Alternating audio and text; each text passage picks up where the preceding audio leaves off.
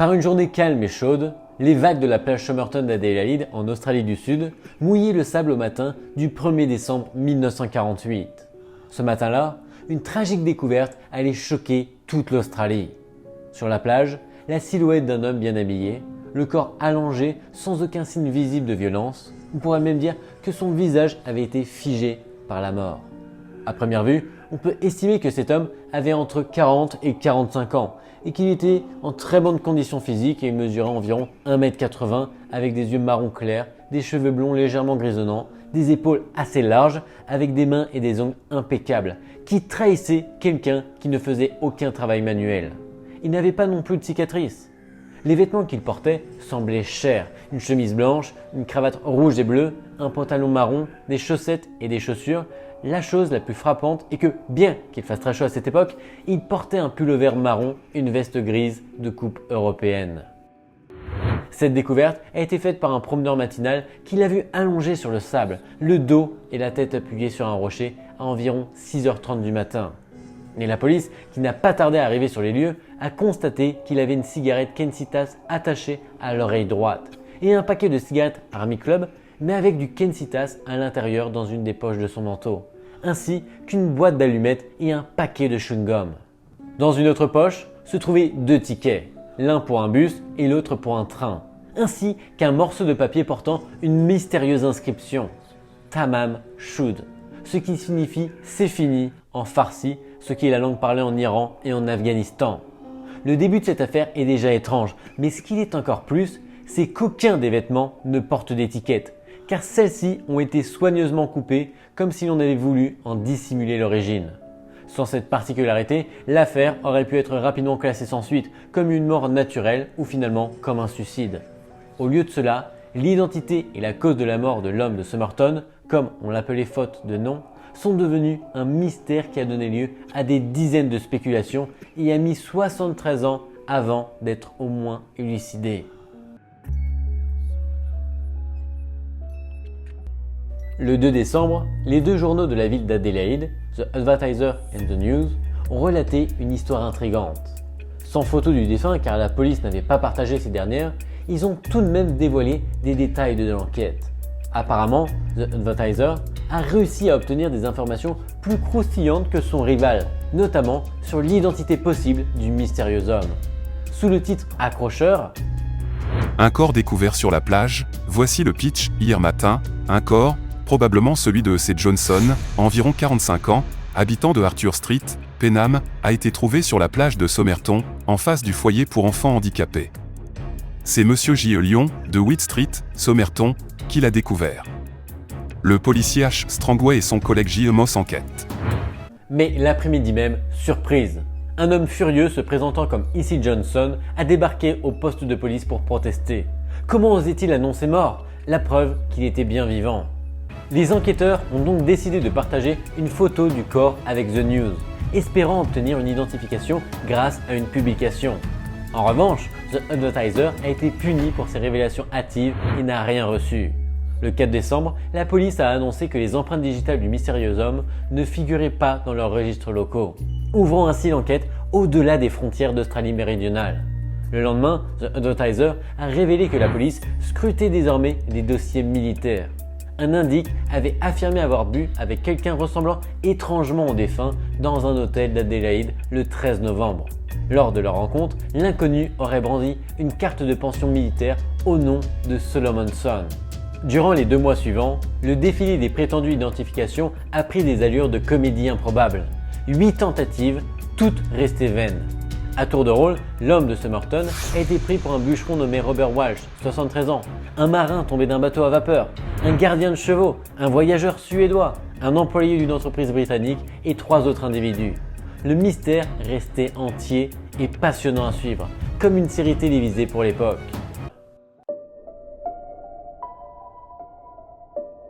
À ce stade, même l'autopsie n'a pas réussi à percer le mystère de cette mort énigmatique.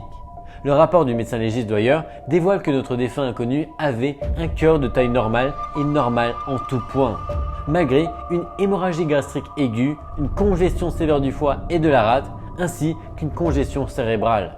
Mais rien, absolument rien n'indiquait comment il avait trépassé.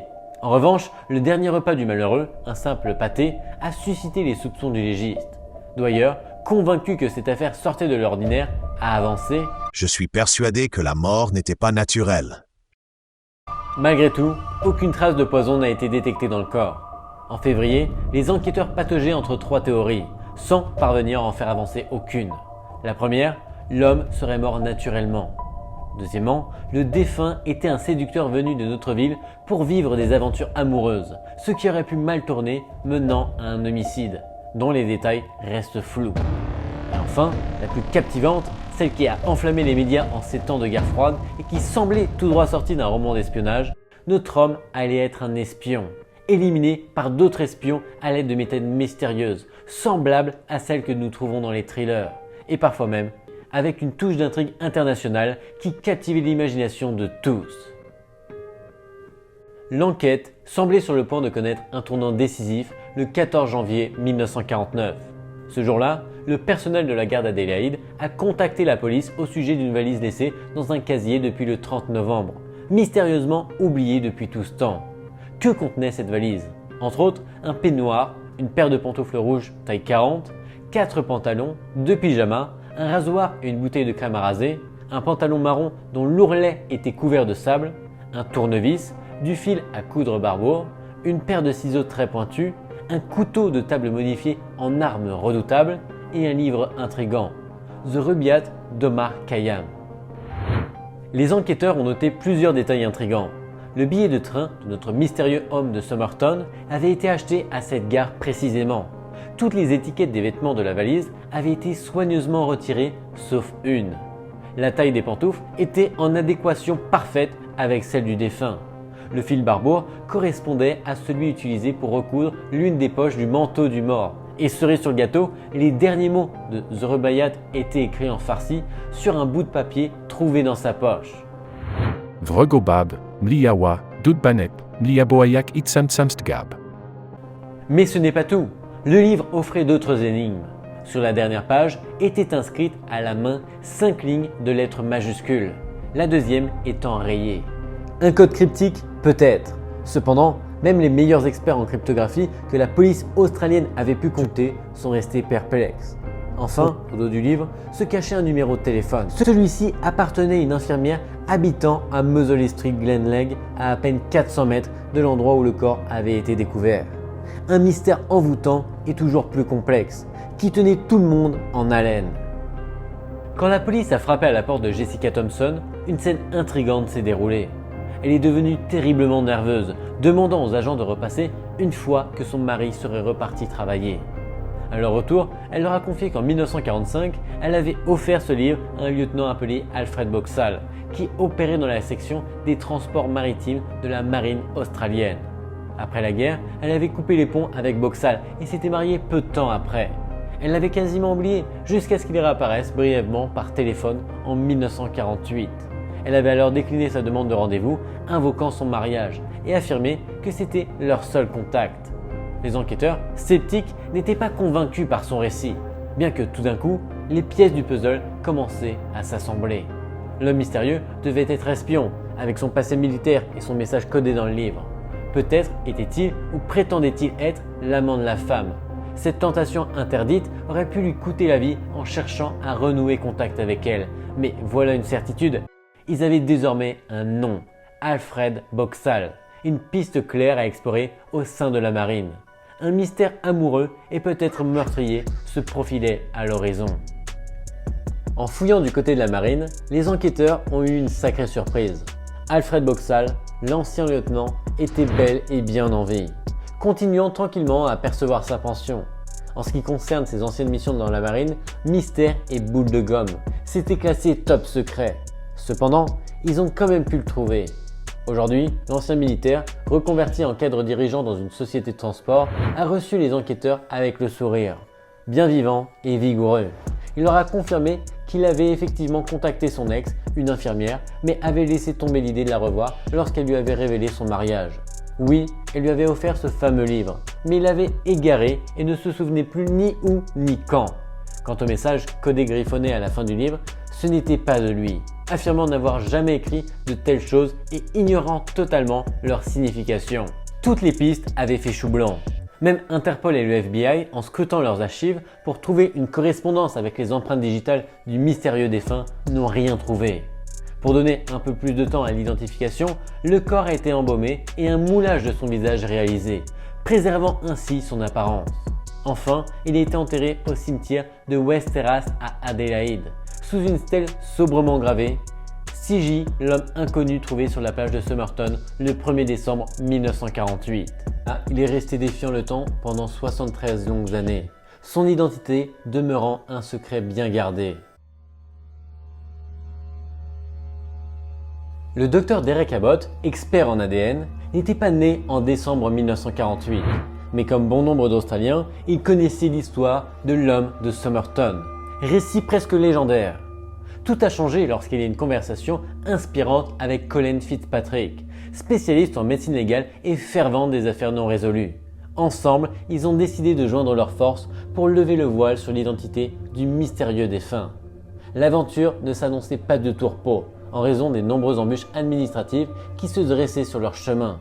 Après moult démarches et requêtes devant les tribunaux australiens, Abbott a finalement obtenu, début 2021, le feu vert pour exhumer le corps et procéder à une analyse ADN.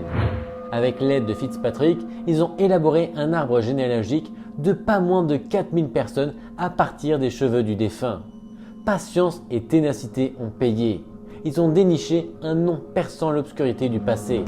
Carl Webb, benjamin d'une fratrie de 6, ingénieur électricien né en 1905 dans une banlieue de Melbourne. Traversant le temps grâce à des comparaisons ADN, ils ont découvert une correspondance avec des membres vivants de sa famille.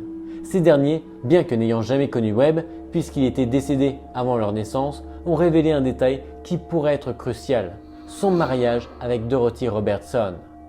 Nous avons la preuve qu'il s'était séparé de sa femme et que celle-ci avait déménagé en Australie méridionale. Il est possible qu'il soit venu la chercher. Plus de 7 décennies après la découverte du corps de l'homme de Somerton, l'énigme de son identité a enfin été résolue. Mais d'autres mystères restent sans réponse. La raison pour laquelle il a coupé les étiquettes de ses vêtements, la signification de l'étrange code écrit dans le livre et surtout la cause de sa mort.